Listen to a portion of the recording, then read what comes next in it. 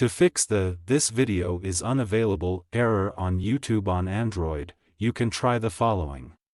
Here are step-by-step solution. First step: check your internet connection.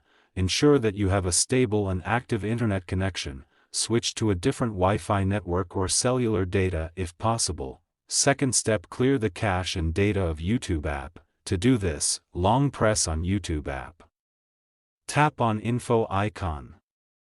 And find Storage, then tap on Clear Cache. And tap on Clear Data, confirm to clear it, then go back and find Permission. Allow all the permissions. Check if your problem have solved or not. Fourth step: update the YouTube app. To do this, tap on Play Store or App Store. Search for YouTube.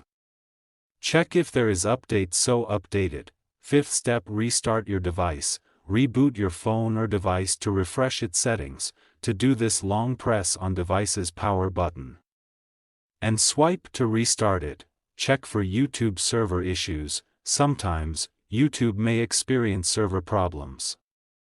You can check the status of YouTube servers on websites like Down Detector. If none of these solutions work, the issue may be on YouTube's end, and you may need to wait for them to resolve it.